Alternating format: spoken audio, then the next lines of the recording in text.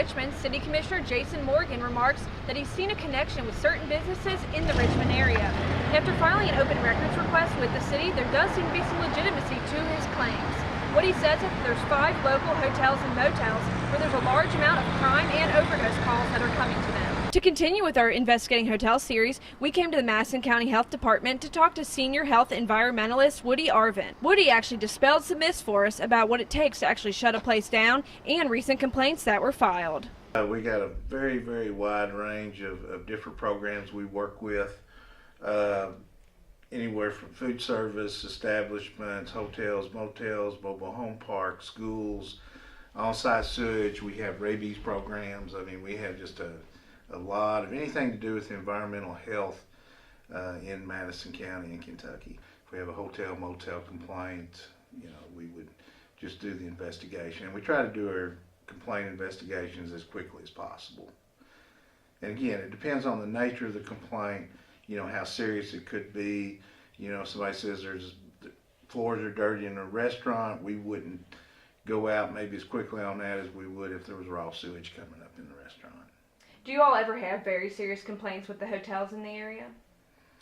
We get complaints. It's basically we get a lot of complaints. People complain. That's the nature of people that if they see a bug, they automatically think it's a bed bug or something of that nature. We don't get a great deal of complaints with motels, but we get a few. There's some things that are more serious. If we consider it's a possibility that it's an imminent public health hazard, then we would treat that differently than we would something that we may just give them some time to correct. It just, again, it kind of depends on the nature of the complaint, and they're all different. So, we never know what we're going to find until we actually get out there. We're required through our regulations to give an amount of time, a reasonable amount of time to correct the problem. So, it could be something that we give 24 hours, it could be something 4 days, 7 days, 30 days, it could be immediate. Motels,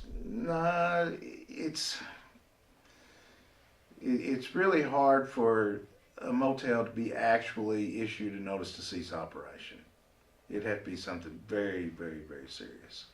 Say for instance we get a complaint, it's a bed bug, and bed bugs are a problem throughout the United States. And we see our share of bed bugs.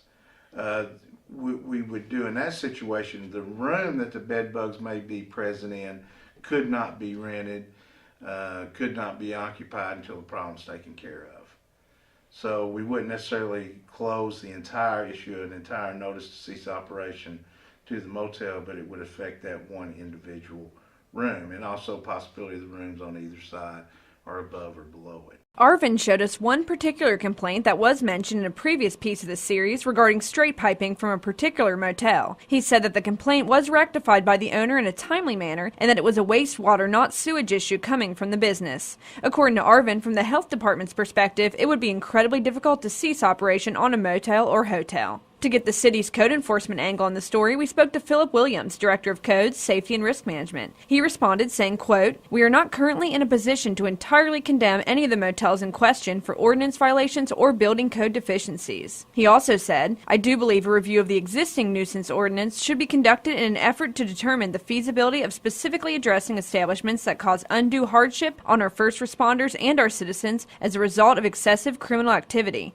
Establishing a criteria that defines when and how these establishments are deemed a public nuisance would create an avenue for the Department of Building Inspections and Code Enforcement to issue citations and penalties directly to the proprietor under the nuisance ordinance instead of being limited to building and life safety codes alone." End quote. Williams also responded saying that they do not have any ongoing code or ordinance investigations for any of the motels and hotels at the moment. He did mention that some past issues were that certain portions of exterior stairwells were condemned for structural deficiencies. They also temporarily condemned specific rooms due to methamphetamine production and required plumbing drains to be rerouted, repaired, and connected to the sewer line to stop infiltration into the stormwater system. Therefore, from the code's perspective and health department, it seems entirely hard to shut these places down in order to try to curb criminal activity, so a new ordinance that attacks it from the criminal side might be necessary if these hotels were to be shut down. For WBON-TV, I'm Marisa Hempel.